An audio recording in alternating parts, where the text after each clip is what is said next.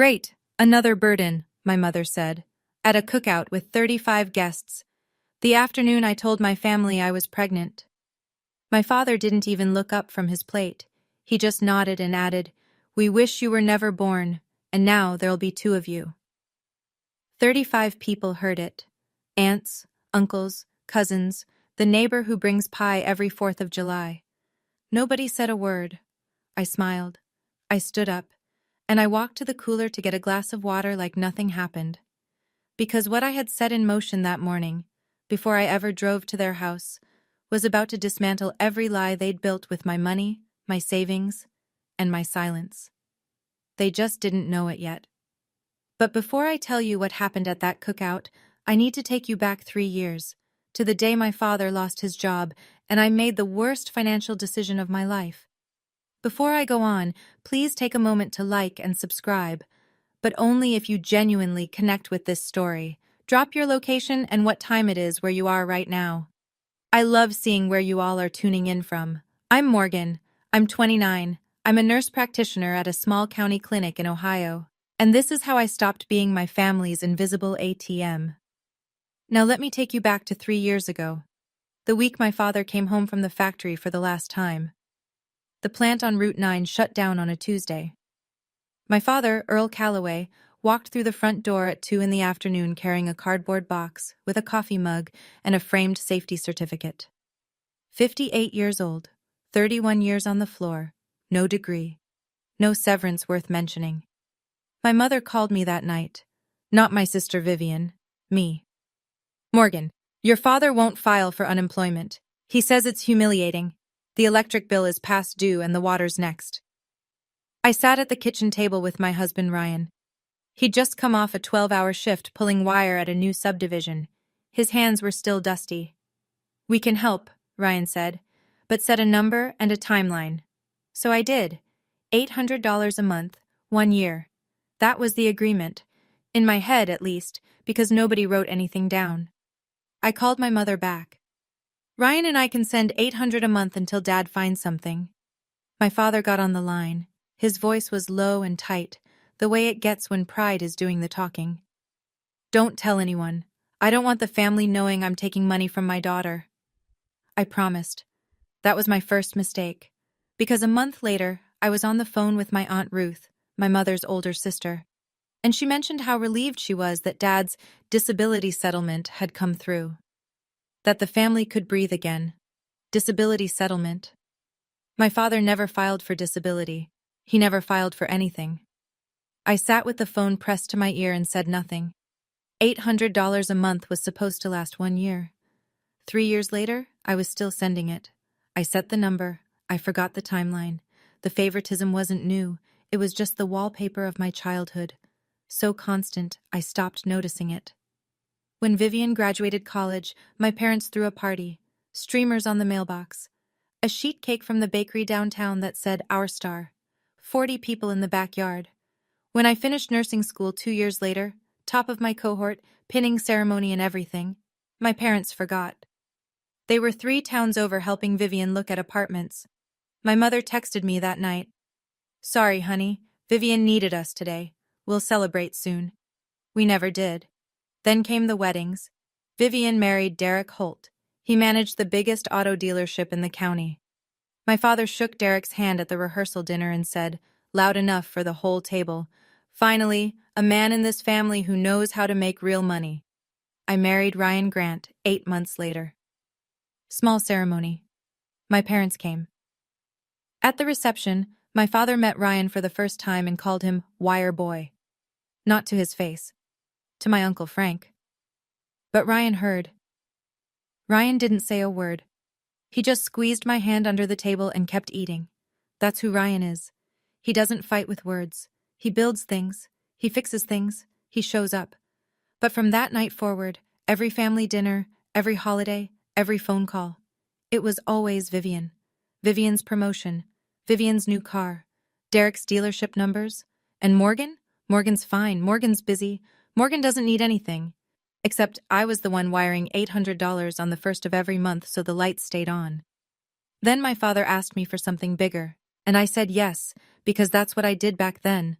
I said yes. It started with the car. My father's truck died 6 months after the plant closed. He needed wheels to get to job interviews, or so he said. He went to the credit union, but his credit was wrecked. Morgan, I just need a cosigner. I'll make every payment. Ryan looked at me across the kitchen. He didn't say no, but his jaw tightened the way it does when he's holding something back. I signed anyway. That was chain number 2 around my neck. If my father missed a payment, my credit score would tank, and Ryan and I were saving to buy a house before starting a family. Then came the church roof. Our church on Elm Street had a leak that ran all winter.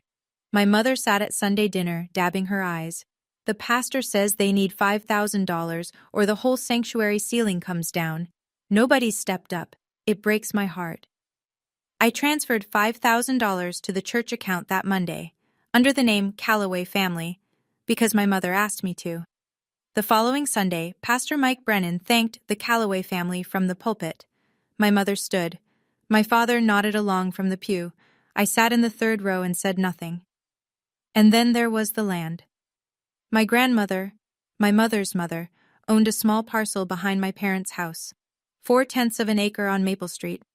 Before she passed 5 years ago, she told me and Aunt Ruth both, "This land is for Morgan. She'll need it." But Grandma never wrote a will, and after she died, the deed sat in legal limbo. My parents held the property. Every time I asked about transferring it, my mother had the same answer. "Not now, Morgan. You're being selfish." The letter came on a Wednesday. My friend Jess still lived at my old apartment, the one I had before Ryan and I got our place. A piece of mail showed up with my name on it, forwarded from the bank. Jess called me at the clinic between patients. "Morg, you got something from First National. Looks official." I picked it up after my shift, sat in my car in Jess's driveway and tore it open. Account closure notice. Savings account ending in 4471. Final balance, $0.00. I stared at it so long the streetlight came on. That account was opened when I was 6. My father set it up. A joint account, his name and mine. Every birthday check from Grandma went in there. Every dollar I earned bagging groceries in high school. Every bit of graduation money. By the time I turned 18, there was just over $14,000 in that account. I never touched it. I thought of it as a safety net, something solid underneath everything else. I called the bank the next morning. The customer service agent pulled up the records and confirmed it in a flat, professional tone. The account was closed 7 months ago. A withdrawal of $14,216 was made by the joint account holder. 7 months ago. I did the math twice. 7 months ago was exactly 1 month before Vivian and Derek closed on their new house. I sat in my car in the clinic parking lot, engine off, hands on the wheel. $14,000. 18 years of birthday cards and summer jobs. Gone in a single withdrawal I never authorized, and technically didn't need to, because my father's name was on the account. He didn't steal it, not legally, but he took it. I called my mother that evening. I kept my voice steady, the way I do with difficult patients at the clinic. Calm. Clinical. "Mom, my savings account. The one Dad opened when I was 6. Someone withdrew $14,000. A pause. 1 second. 2. "What account? That thing closed years ago, Morgan." "I have the letter. It closed 7 months ago. The full amount was withdrawn." Another pause. Then her voice shifted. Not defensive, offensive. "You're calling to interrogate your own parents? After everything we've done for you? Your father and I raised you, fed you, kept a roof over your head for 18 years. A few $1,000s and you act like we robbed a bank." "It was $14,000, Mom. And how much did it cost to raise you?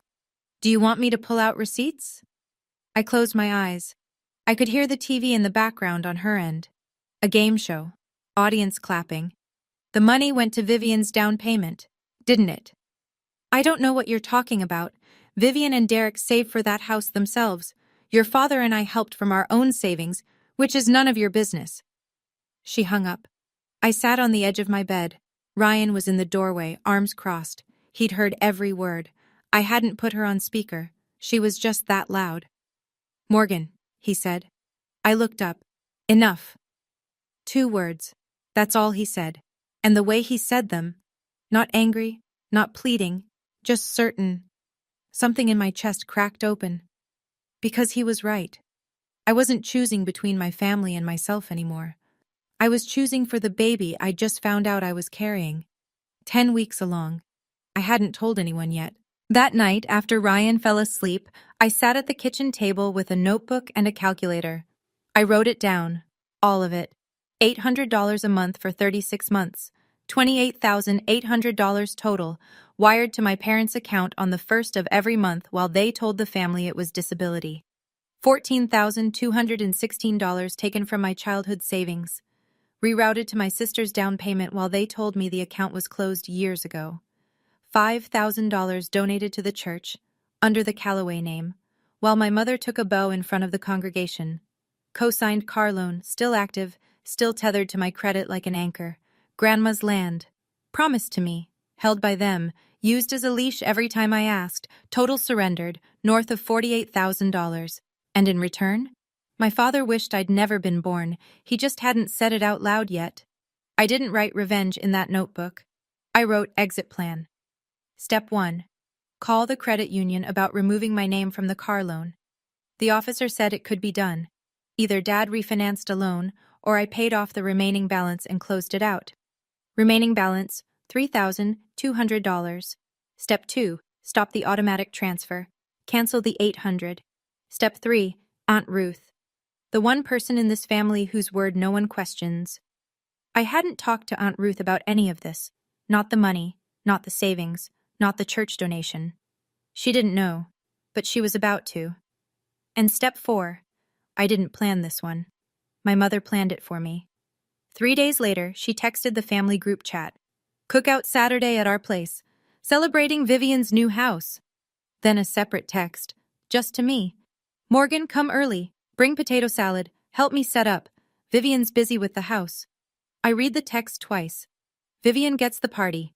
I get the potato salad and the setup crew. I typed back. I'll be there. I have some news to share with the family too. My mother's reply came fast. What news? I'd rather say it in person. A pause. Then, fine, but after Vivian's toast. Saturday is her day. Her day. It was always her day. I set the phone down and looked at Ryan across the living room. He was rewiring a light fixture he'd picked up at the salvage yard. Something for the nursery we couldn't afford to build yet. You sure you want to do this there? He asked without looking up. I want witnesses. He nodded once, went back to stripping wire. That week moved like cold honey. I worked my shifts at the clinic. I smiled at patients. I took blood pressure readings and reviewed lab results and acted like my whole life wasn't about to pivot. But at night, I prepared. I pulled up the email confirmation from when I'd transferred $5,000 to the church. The bank's automated receipt sent to my inbox. Sender, First National Bank. Recipient, Elm Street Community Church. Donor, Morgan Grant. I screenshotted it and saved it to a folder on my phone labeled Receipts. I printed the account closure letter, the one showing $14,000 withdrawn by joint account holder. I slid it into a plain white envelope and tucked it into my purse. And then I did something I hadn't done in years. I opened my laptop and searched for the church's public donor acknowledgement page. There it was. Callaway family, $5,000, roof restoration fund. My name wasn't anywhere on it. Not yet. Thursday afternoon, 2 days before the cookout, I stopped by my parents' house to drop off my father's blood pressure medication. I'm still his daughter. I still filled his prescriptions at the clinic pharmacy. Vivian's SUV was in the driveway. She was at the kitchen counter with my mother, flipping through a home decor catalog. Her ring caught the light every time she turned a page. She looked up when I walked in. Morgan, perfect timing. Come look at these curtains.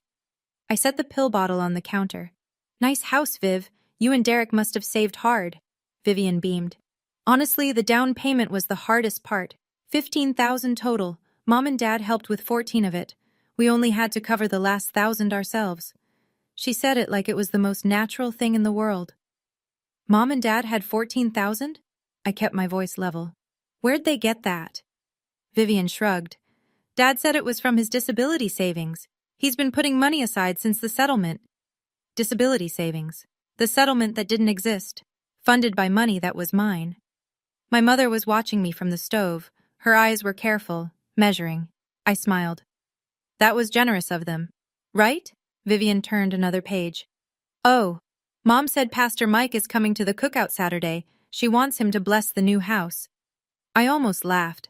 Pastor Mike, the one person outside this kitchen who knew exactly where that church donation came from, and my mother had invited him herself. That's a nice touch, I said. I'm sure the pastor will have some interesting things to say. My mother's spatula stopped moving, just for a second. Then she went back to stirring. I picked up my purse and left. Friday morning, one day before the cookout. I walked into the credit union on Main Street at 9 sharp. The loan officer, a woman named Pam with reading glasses on a beaded chain, pulled up the account. The vehicle loan under Earl Calloway, you're listed as co-signer. She scrolled through the file. Remaining balance is $3,214. I want to pay it off, today, and remove my name from the loan entirely. Pam looked at me over her glasses. You understand that once paid in full, the lien is released. The vehicle title goes solely to the primary borrower. I understand. And you're sure? I'm sure. Ryan and I had talked about it the night before. $3,000 was the money we'd been putting aside for a crib and changing table and all the things you need when you're about to become parents. We'd figure that part out later. Second-hand, borrowed. It didn't matter. Pay it, Ryan had said. Same way he said everything important. Quiet and final. Buy your freedom. I wrote the check. Pam processed it. She printed a release form and I signed it. Clean signature, steady hand. You're all set, Mrs. Grant. Mr. Calloway will receive notification by mail within 5 to 7 business days. After the cookout. Perfect. I stood to leave, and Pam said something that stopped me at the door. You know, you're the second Calloway in here this month. I turned. What do you mean? She caught herself, shook her head. I'm sorry. I can't discuss other clients' business. I nodded, walked out into the parking lot, sat in my car. The second Calloway this month. My father had been here, recently. For what? I didn't know yet. But I filed it away, right next to the envelope in my purse. Friday evening, I sat on the back porch with my phone and a glass of water. Ryan was inside making dinner, his turn, and he wouldn't let me argue. I dialed Aunt Ruth. She picked up on the second ring. Morgan, it's been too long, sweetheart. Aunt Ruth, I need to tell you something. It's not small. Silence on her end. Then, go ahead. I told her everything. Not fast, not emotional, just the facts laid out in order the way a nurse charts a patient history. The $800 a month for 3 years, the disability lie, the savings account, $14,000, the church roof donation, and my mother taking credit, the co-signed car loan my father held over my head. I could hear Aunt Ruth breathing, steady, like she was measuring each word I said against something she already suspected. When I finished, she was quiet for a long time. Your mother told me your father got a disability settlement. He never filed for disability, Aunt Ruth. He never filed for anything. And the $14,000, that was the account your grandmother started. Yes, ma'am. Another silence. I heard a chair creak, like she was sitting down heavily. What do you want me to do, Morgan? Nothing. I don't want you to do anything. I just need one person in this family to know the truth, in case it matters tomorrow. Tomorrow? The cookout. A pause. When Aunt Ruth spoke again, her voice had changed. Not louder, harder. I'll be at that cookout, Morgan, and I'll be listening. She didn't promise to speak up. She didn't promise to take sides. She just said she'd be there and she'd listen. But anyone who knows Aunt Ruth, retired teacher, 32 years in a classroom, raised 4 kids alone after Uncle Bill passed, knows that when she listens, what comes next shakes the room. Later that night, I opened my laptop and composed an email to Pastor Mike Brennan. I'd known Pastor Mike since I was 12. He baptized me. He married Ryan and me. He was a good man, careful with people's privacy, honest when it counted. I wrote, Pastor Mike, I want to thank you for keeping my donation private all this time, but I'd like to update the church records to reflect the actual donor, Morgan Grant, not the Calloway family. I'll explain when the time is right. Thank you for everything. His reply came within the hour. Faster than I expected from a man who still printed his sermons on paper. Morgan, I've always known. The bank transfer had your name. I respected your wishes. I'll update our records this week, and Linda invited me to the cookout Saturday. I'll see you there. Then a second email, 3 minutes later. One more thing. Linda asked me to publicly thank the Calloway family again at the cookout for the church roof donation. I assume you'd like me to handle that differently now? I typed 2 sentences back. Just tell the truth, Pastor. That's all I've ever wanted. I closed the laptop, walked to the bathroom, splashed cold water on my face, and looked in the mirror. Then I picked up my phone and opened the banking app. The automatic transfer, $800, first of every month, to Earl and Linda Calloway's joint checking, was set to go in 6 days. I pressed cancel. 3 years, 36 payments, $28,800. Done. I didn't cancel out of anger. I canceled because I couldn't keep funding people who would call my child a burden. That's not revenge, that's math. And tomorrow was Saturday. Saturday morning, cookout day. I woke at 6. Ryan was already up. Coffee made, work boots by the door even though he wasn't working today. Old habit. I stood in the kitchen and made the potato salad. Because I'd promised. And because Morgan Calloway, Morgan Grant, keeps her word. Even when nobody else does. Ryan leaned against the counter, watching me dice eggs. We're still going? We're still going, last time. He nodded. Didn't ask what that meant. He already knew. I got dressed. A simple sundress, blue with white flowers, flat sandals, no jewelry except my wedding ring. I didn't do my makeup any differently than a regular Saturday. This wasn't a performance. This was an ending. I slid my phone into my purse, the one with the screenshots saved in a folder labeled Receipts. I tucked the white envelope next to it. The bank's account closure notice, $14,000. Earl Calloway, joint holder. Ryan drove. Neither of us turned on the radio. The road between our apartment and my parents' house is 11 minutes of county highway lined with cornfields and telephone poles. I watched them pass. My hand rested on my stomach. We pulled up at 1:45. A few cars already in the driveway. Uncle Frank's pickup. Aunt Ruth's sedan. She was already here. Good. My mother appeared at the front door before I'd closed the car door. You're late. The tables aren't set up. The cooler needs ice. Come inside. No hello. No how are you, Morgan? Not even a glance at Ryan. I carried the potato salad through the front door and into the kitchen.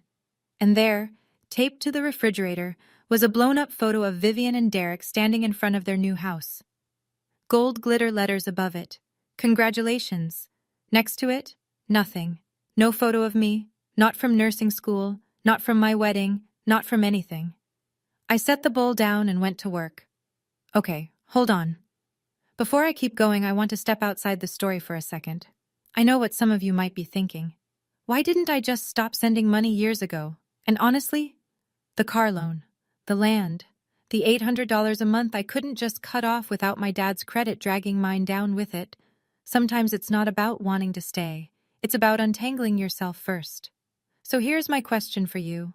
What would you have done when Vivian casually told you the $14,000 down payment came from Dad's disability savings? Knowing the truth? Tell me in the comments. All right, back to the cookout. By 1 o'clock, the backyard was full. 35 people, maybe more.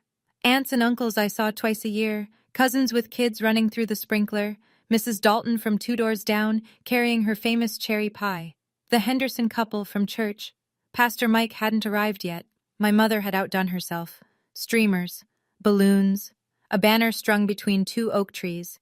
Congratulations, Vivian and Derek, new homeowners. There was a folding table lined with casseroles and a cooler full of beer and soda. The grill was going, my father manning it with tongs in one hand, Bud Light in the other. He looked almost happy. I hadn't seen that in 3 years. At 1:30, my mother clinked a fork against her glass and called everyone to attention. My father set down his tongs and stood at the head of the long table. He was wearing his good flannel, the one he saved for church. Today we're here because my daughter Vivian did something her mother and I are real proud of. He raised his can. She bought a home. First one in this family since we got this place 30 years ago. We raised her right, and she made something of herself. He looked at Derek. And this guy right here, heck of a son-in-law. Everyone clapped. Vivian stood, waved like a homecoming queen. Derek shook my father's hand. My mother added, "The Calloway family also donated to the church roof fund this year. It's been a blessed season for us." More clapping, a few amens from the church crowd. I stood near the cooler, holding a plastic cup of lemonade. Ryan was beside me, hands in his pockets. Uncle Frank wandered over. He's my father's younger brother. Quieter, sharper. "How you doing, Morgan? Your folks sure do talk about Vivian a lot." I smiled. "I'm good, Uncle Frank." He studied my face for a second, then nodded and walked back to the table. Not everyone was blind. The toast wound down. People went back to eating. Laughter floated across the yard. Kids chased each other around the oak trees. My mother refilled the chip bowls with the focus of a general running a campaign. I waited. Ryan caught my eye from across the table and gave me one small nod. I set down my cup. I stood up. "I have something to share too, if that's okay." The yard didn't exactly go quiet, but enough people turned. My mother looked up from the chip bowl, mouth pressed thin. "Ryan and I are expecting a baby. I'm 10 weeks along." For about 2 seconds, it was fine. A cousin clapped. Mrs. Henderson said, "Oh, how wonderful." Uncle Frank smiled. Then my mother spoke. "Great, another burden." She didn't whisper it. She said it at conversation volume, standing right there at the table. "Your sister is buying a house. That's what we're celebrating this month." My father was still at the grill. He didn't even turn around. He just nodded and said, loud enough for the nearest 15 people to hear clearly, "We wish you were never born, and now there'll be 2 of you." The yard went dead silent. I heard the grill sizzle, a kid's sprinkler hissing 20 feet away, a bird somewhere in the oak tree. Aunt Ruth set her glass down on the table, slowly, like she was placing a period at the end of a sentence. Uncle Frank's mouth was open. Mrs. Dalton put her hand over her own. Ryan's knuckles were white on the back of his chair, but he didn't move. He was watching me. I smiled. I nodded. I walked to the cooler, took out a bottle of water, twisted the cap off, and took a long sip, because Pastor Mike's car had just pulled into the driveway. Aunt Ruth stood up. She didn't rush. She didn't raise her voice. She pushed her chair back, smoothed her blouse, and faced my parents the way she probably faced 30 years' worth of misbehaving 10th graders, with patience that made you more nervous than shouting ever could. "Earl, Linda." Her voice carried across the yard without effort.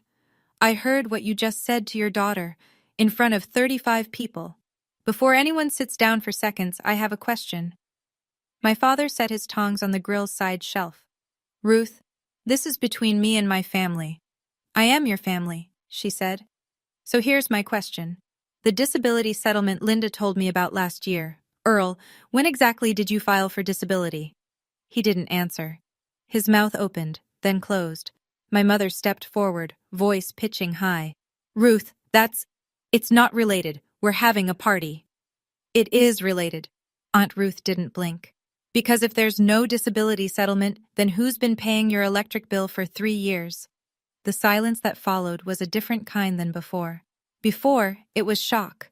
This was the sound of 35 people doing math in their heads. Vivian looked at my father, then at my mother. Her smile from the toast was gone. Derek stood very still beside Vivian, arms at his sides. Uncle Frank nodded slowly, like a man watching the last piece of a puzzle slide into place. Mrs. Dalton leaned to her husband and whispered something. He shook his head. Aunt Ruth sat down. She picked up her glass of sweet tea and took a sip. She was done, for now. She'd thrown one grenade and sat back down. That was her style. Plant the question, let the silence do the work. And walking through the side gate with a Bible under his arm was Pastor Mike Brennan. My mother's eyes went red on command. I'd seen it 100 times, at funerals, at church, at Thanksgiving when she wanted someone to clear the dishes. "Ruth, you don't understand." Her voice trembled, pitch perfect. "Earl lost his job. I've been holding this family together by myself. Nobody knows what I've been through." My father found his footing. "Kids owe their parents. That's how it works. We raised them. We fed them. We kept a roof." "Earl." Uncle Frank's voice cut across the yard like a saw blade. He was standing now, plate still in hand. I just heard you say you wish your daughter was never born, in front of everyone here. Don't you dare talk about what kids owe. My father's mouth snapped shut. Linda pivoted. She grabbed Vivian's arm. Vivian, tell your aunt, tell everyone. This is a beautiful day. We don't need to ruin it with drama. Vivian pulled her arm free. Gently, but she pulled it free. Mom, what's Aunt Ruth talking about? What disability settlement? It's nothing. It's a misunderstanding. Vivian stared at her. Is it? The neighbors were starting to shift. That particular small-town body language where people reach for their keys without being obvious about it. Mrs. Dalton's husband was already folding his lawn chair. Then Derek, Vivian's husband, did something I didn't expect. He walked away from the table, crossed the yard, and stopped in front of me. He leaned in close. His voice was low, just for me. Morgan. I didn't know about the $14,000. Vivian told me it was your parents' savings, from years of work. I looked at him. I know. I'm sorry. I nodded. That was enough. He walked back to Vivian. The crack in their side of the family had just started. And it wasn't me who made it. Pastor Mike walked into the yard carrying a foil-covered plate and that calm Sunday sermon expression he always wore. He shook a few hands, smiled at the kids, made his way to my mother. Linda, thank you for the invitation. Beautiful spread. My mother latched onto him like a life raft. Pastor, come in, come in. We were hoping you could do a blessing for Vivian's new home. I'd be happy to. He set his plate on the table. But first, Linda, you mentioned wanting me to thank the family publicly for the church roof donation. I want to do that properly. My mother's posture lifted. She smoothed her hair, ready for her bow. Pastor Mike turned to the yard. 30-something people, half of them still processing what Aunt Ruth had just dropped. Folks, quick word. As many of you know, our church roof needed major repair last year. $5,000. One donor covered the entire cost. He paused. Then he looked directly at me. Morgan, thank you. Your generosity kept our sanctuary from leaking all winter. My mother's face didn't change right away. It was like watching a screen freeze. Everything still there, but nothing moving behind it. Then it hit her. Well, Morgan is my daughter, she said, laughing in that bright way she uses at church functions. So it's still the Calloway family, really. Mrs. Dalton spoke from her folding chair.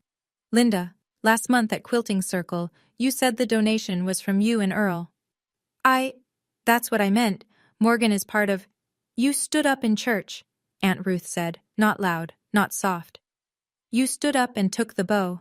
You didn't mention Morgan's name once. My mother looked at me. I was standing by the cooler, water bottle in hand. I didn't say a word. I didn't need to. My father tried to regain ground. He stepped away from the grill, jaw set. One church donation.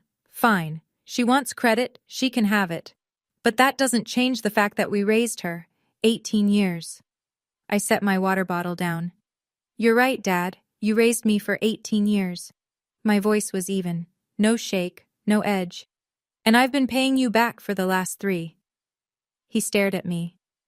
$800 a month, I said, wired to your checking account on the 1st of every month, for 36 months. That's $28,800. The yard didn't make a sound. Even the kids had stopped running. There is no disability settlement, Aunt Ruth. I looked at her. That money was from me. My bank statements show every transfer, dated and documented. My mother's hand went to her throat. Morgan, what are you doing? Are you trying to destroy this family? I'm not destroying anything, Mom. I'm just done building it for you. Uncle Frank turned to my father. His voice was loud enough that the Hendersons at the far table heard every word. $30,000, Earl, and you told her you wish she was never born. Vivian grabbed Derek's arm. Dad, $800 a month? You told me that was disability money. My father didn't answer. He picked up his beer, stared at it, and set it back down. The grill popped behind him. Smoke curled into the afternoon air. Somewhere on the street, A lawnmower started up, the rest of the world carrying on like nothing was happening. But in that backyard, the Calloway family portrait my mother had been painting for 40 years was dissolving in real time. And I still had the envelope in my purse. I reached into my purse. No dramatic pause, no speech. I pulled out the white envelope and set it on the table in front of Vivian. One more thing. Vivian looked at the envelope like it might bite her. When I was 6 years old, Dad opened a savings account in both our names. Grandma put money in it every birthday. I added to it through high school. By the time I turned 18, there was over $14,000. I looked at my father. 7 months ago, you withdrew every cent. Vivian opened the envelope. She read the bank notice. I watched her lips move as she scanned the final balance line. $0.00. Her face went white. Derek stood up from the table. He looked at my father the way you look at someone who's been lying to you for months. You told us that was your savings, Earl, from years of hard work. My father's chin came up. That account had my name on it. That money was mine. That money was from our mother. Aunt Ruth's voice was iron. From your mother-in-law. From Morgan. I was there when she gave it, Earl. Every single birthday. My mother started crying. Not the controlled kind from earlier. The real kind. The kind that comes when the audience you've been performing for finally sees behind the curtain. Half the guests were on their feet now. The Hendersons had already left. Mrs. Dalton was folding her chair but not leaving. She wanted to see how this ended. Uncle Frank stood with his arms crossed, shaking his head. Vivian set the letter down. Her hand was trembling. "Mom," she said, "is this true?" My mother didn't answer. She just cried harder. That was all the answer anyone needed. I didn't sit down. I didn't need to. This was going to be short. "Dad? Mom?" I looked at them both. My voice was the same one I use when I tell a patient that the test results came back and we need to talk. Calm, clear, no room for bargaining. "I canceled the $800 transfer last week. It's done. And I paid off the car loan yesterday. My name is off it. From next month, those payments are yours." My father's face went from red to pale in about 2 seconds. "You can't just—" "I can, because it was my money and my name." My mother tried one more play, the big one. "Morgan, if you walk away from this family now, don't ever come back." I let that sentence land. Let it sit there in front of 30 people like a grenade with the pin pulled. Then I said, "You told me you wish I was never born, so I'm going to live like I don't exist to you. No $800, no co-signed loans, no potato salad." Somebody, I think it was Mrs. Dalton, let out a small sound, almost like a laugh she caught in her hand. Ryan stepped up beside me. He didn't say anything. He just put his hand on my back. Steady. Warm. I looked at the yard. The deflating balloons. The congratulations banner starting to sag on one end. Uncle Frank, Aunt Ruth, the cousins who'd been watching this whole thing unfold like a play none of them bought tickets for. "I'm sorry this happened at a party," I said. "Ryan and I are going to head home." We walked through the side gate. I didn't slam it. I didn't turn around. Ryan opened the car door for me. I sat down, buckled my seatbelt, and put my hands on my stomach. We drove home in silence. But it was a different silence than the drive there. This one was clean. Pause. I want to be real with you for a second. Walking away from that cookout was not some triumphant movie moment. My hands were shaking. I was 10 weeks pregnant and my father had just told 35 people he wished I'd never been born. But I kept thinking about my baby, and what kind of mother I'd be if I sat back down and ate potato salad after that.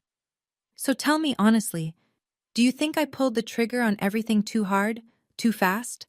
The money, the cosign, the church truth, all at once? Or should I have done it sooner? Let me know in the comments. Okay, here's what happened the week after. Monday morning, my father opened his mailbox and found the letter from the credit union. Loan paid in full. Cosigner removed. Vehicle title transferred to sole borrower, Earl Calloway.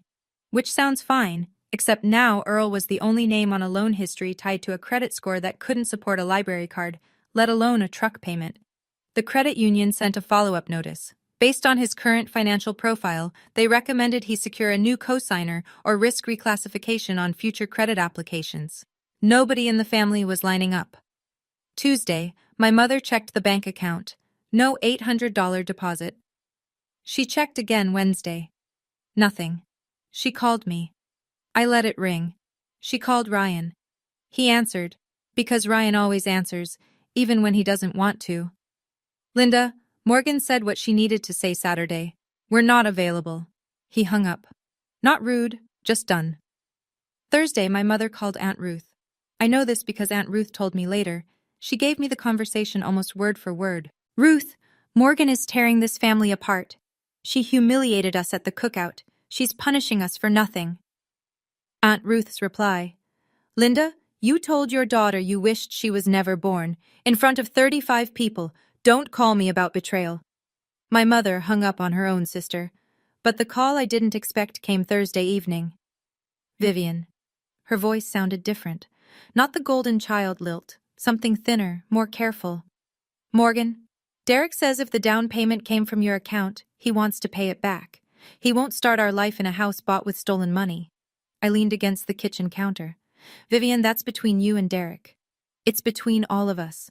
And I'm sorry. It was the first time she'd ever said that to me. Derek and I met at the diner on 5th Street the following Saturday. Neutral ground. Just the two of us in a corner booth, coffee between us. He looked tired. Not angry. Tired the way people look when they've spent a week realizing the foundation under their house was built on sand. I want you to hear me say this, he started. I didn't know. Vivian told me it was their savings. Years of setting aside money from your dad's settlement. I never questioned it. I believe you, Derek. Vivian and I will pay you back. $500 a month. It'll take time, but we'll cover the 14. You don't have to. Yeah, I do. He wrapped his hands around the coffee cup. I'm not going to raise my kids in a house paid for with money taken from their aunt. That's not who I want to be.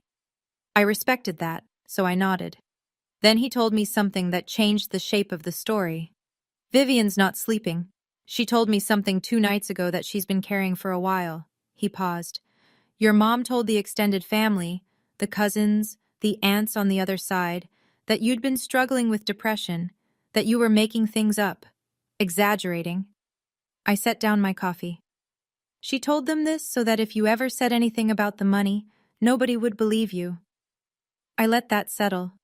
My own mother had been building a wall around me, brick by brick, lie by lie, so that when the truth finally came out, I'd look like the crazy one. How long? I asked. Vivian says at least a year. A year. While I was writing checks and filling prescriptions and making potato salad, my mother was poisoning the well. The diner felt very quiet. Thank you for telling me, Derek. He nodded. We shook hands. No hug. Just 2 people trying to be decent in the middle of a mess. The call came the following Tuesday. Not from family. From Pam at the credit union, the same loan officer who'd processed my payoff. Mrs. Grant, I hope this isn't overstep, but after you came in last week, I flagged something in our system during a routine review. Her voice was careful, the way people sound when they're balancing procedure against conscience. Your father visited our branch 3 weeks ago to inquire about a home equity line of credit. He doesn't own a home outright, the mortgage is still not on the house, on a parcel of land, 4/10 of an acre on Maple Street. My grandmother's land. I gripped the phone tighter. He can't do that. The deed isn't in his name. You're correct, which is why the application didn't proceed. The property is still in probate, but I thought you should know the inquiry was made. I thanked her and hung up. Then I sat very still in my car outside the clinic and let it sink in. My father hadn't just taken my past, the savings account, the years of monthly checks, the church donation, the credit score leverage. He'd been trying to take my future too. Grandma's land, the only thing she'd ever meant to leave me, and he'd walked into the credit union to see if he could borrow against it. If I hadn't gone to that credit union to pay off the car loan, Pam would never have flagged Earl's inquiry. I would never have known. That evening, I called Aunt Ruth again. He tried to take the land, I said. A long breath, then, Call a lawyer, Morgan. I'll be your witness. Your grandmother wanted that land for you. I'll say it under oath if I have to. I called a real estate attorney the next morning. He wasn't just stealing my past, he was trying to mortgage my future. Small towns don't need newspapers. They have Mrs. Dalton. By the following Sunday, the story had moved through every circle in town. Quilting group, church coffee hour, the checkout line at Harrison's Market. Not because anyone was cruel about it, because 35 people saw what happened at that cookout, and 35 people have families of their own. My mother showed up at church the next week. She walked to her usual pew, third row, left side, the one she'd sat in for 20 years. It was occupied. 2 women from the choir had gotten there early. Nobody said, "You cannot sit here." They didn't have to. The message was in the silence. The thank you plaque in the church lobby had been updated. Where it once read, Calloway Family, $5,000, Roof Restoration Fund, it now said, Morgan Grant. My mother saw it. She took my father by the elbow and they left before the first hymn. At the post office, Mr. Henderson, who'd been at the cookout and left early, ran into my father. His version of small talk landed like a brick. "Heard your youngest was the one covering the bills, Earl. Everything all right at home?" My father said nothing, walked to his truck, drove away. At Harrison's Market, Linda stopped going to her usual Thursday shift as a volunteer shelf stalker. Too many familiar faces, too many careful silences. Nobody organized a boycott. Nobody wrote letters. This wasn't that kind of cruelty. It was the slow, steady withdrawal of respect, the one currency my mother valued above everything else. My father started spending more time in the garage, door closed. My mother stopped answering the phone on the first ring.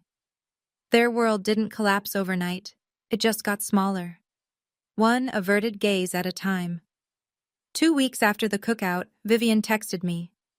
"Can we talk? Just the 2 of us, no parents." We met at the park on Cedar Street, the one with the old swing set where we used to play when we were kids, before the favoritism calcified into something permanent. Vivian sat on a bench, no sunglasses to hide behind. No Derek. She looked smaller without the golden child glow. "You have every right to hate me," she said. "I don't hate you, Vivian." "Then what?" I thought about it. "I'm tired. There's a difference." She nodded. "I didn't know about the savings account. I swear I didn't. Derek told me what he found out and I didn't sleep for 3 days. She looked at her hands. "I keep thinking, 18 years you saved that money, and Dad just took it." He did. "I want to tell you something." Her voice dropped. "Mom told the cousins you were depressed, that you made things up, that you exaggerated. Derek told me. She did it so nobody would believe you if you ever spoke up." Vivian's chin trembled. "She planned it, Morgan. Our mother planned it." I let the silence sit. A kid ran past us chasing a dog. Normal life, 10 feet away. "We can rebuild, Vivian. You and me, but slowly, and not through them." She wiped her eyes. "Okay. 500 a month. Derek already told me. We'll pay back every cent." I didn't argue. It was my money. Always had been. We sat there for a while. Didn't hug.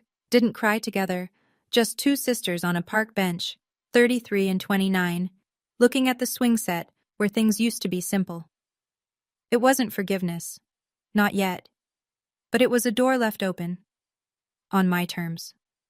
The article ran in the County Weekly the same week the leaves started turning. Local electrician Ryan Grant lands contract for new community center. Half a page, with a photo of Ryan shaking hands with the town supervisor. The biggest construction project the township had funded in a decade, and my husband, the man my father called Wire Boy, was the lead contractor. I bought 5 copies, not to gloat, because I wanted our child to see it someday. My father read the paper. "I know because Uncle Frank told me," said Earl was sitting on his porch with the paper open to that page, staring at it like he was trying to solve an equation that wouldn't balance. Wire Boy, building the town's community center. While Earl couldn't find a cosigner for his truck. Meanwhile, the attorney Ryan and I hired filed the paperwork to claim Grandma's land through probate court. Aunt Ruth signed an affidavit, a written statement under oath that our grandmother intended the Maple Street parcel for me. The attorney said it could take 6 to 8 months, maybe longer, but it was moving. I went to my 12-week prenatal checkup. The baby was healthy, strong heartbeat. The ultrasound tech printed me a picture, and I held it in the car for 10 minutes before driving home. The doctor's intake form asked, "Family support system?" I wrote, "Husband, aunt." That was enough. Ryan and I set up the nursery in the second bedroom of our apartment. It was small, barely fit the crib and a dresser. The crib was second-hand from a coworker whose kids had outgrown it. The walls were pale yellow. Ryan installed the overhead light himself. It wasn't the house on Grandma's land, not yet. But it was ours. Every square inch, paid for with money nobody lied about. My baby would grow up in a small apartment, but it would be a home where nobody wishes they were never born. A month after the cookout, my mother sent a text. "Morgan, I know I said things I shouldn't have, but I'm still your mother. You can't just cut us off." I read it 3 times. Then I typed back, slowly, deliberately, the way I chart notes at the clinic. "Mom, I'm not cutting you off, I'm protecting my child. When you and Dad are ready to sit down with a family therapist, I'm willing to talk, but I'm not going back to writing checks and pretending everything is fine." She didn't reply. 3 days later, Ryan's phone rang during dinner. He looked at the screen, then at me. "It's your dad," he answered. I could hear my father's voice through the speaker. Gruff, clipped, the way he talks when he's trying to sound unbothered. "Tell Morgan to call me." Ryan kept his voice level. "Earl, she knows how to reach you. She set a condition. It's up to you now." A pause. Then the line went dead. My father didn't call again. My mother didn't text again. Not that week, not the week after. I'd be lying if I said it didn't hurt. It did. Some nights I'd lie in bed with my hand on my stomach and think about my mother's voice at the cookout, another burden, and wonder if there was a version of this where she was different, where my father was different, where the savings account stayed intact and the land was in my name and nobody had to stand up at a family barbecue and read receipts in front of 35 people. But there wasn't. This was the version I got. I didn't close the door. I put a lock on it. The key was simple. "I'm sorry," and a chair in a therapist's office. They knew where to find both. I'm sitting on our apartment porch as I tell you this. It's early evening, the lights going gold the way it does in October in Ohio. Ryan's inside. I can hear him fitting baseboards in the nursery, tapping them into place with a rubber mallet. I don't tell this story so you'll hate my parents. They're real people. My father lost his job at 58 and never recovered. Not financially, not in his pride, not in the way he sees himself. My mother is terrified of what people think, and she built a whole identity around being the woman whose family had it together. When reality didn't match, she rewrote it, and rewrote me out of the picture. That doesn't make it okay. It makes it human, and it makes it something I had to walk away from. Here's what I learned. And I'm not saying this to preach. I'm saying it because I wish someone had told me 3 years ago before the first wire transfer. Love is not a reason to let someone take everything from you. And silence is not strength. Sometimes silence is just the sound of making yourself smaller so someone else can be comfortable. My baby's going to be born in February. A girl, if the ultrasound is right. She'll grow up in a small apartment with second-hand furniture and a father who comes home with drywall dust in his hair. She won't have a trust fund. She won't have a big family behind her, and not yet. But she'll have something I didn't. She'll have a mother who knows what she's worth, who doesn't apologize for existing. Who set a boundary and held it, not with anger, but with math and truth and a white envelope on a folding table. That's my story, for now. Ryan just opened the door. He's holding a glass of water and giving me that look, the one that says, "Come inside, it's getting cold." So I'll go. Take care of yourselves. Thank you for staying until the end. That means a lot, truly. If this story hit close to home, whether you've been the one writing the checks, or you've been the invisible one at the table, or you're still trying to figure out how to set that boundary, leave me a comment. Tell me, have you ever been the person keeping things running while someone else got the applause? I read every single one. If you haven't already, hit like and subscribe. And if you want another story like this one, I've linked it right in the description. It's a good one. I'll see you there. Take care.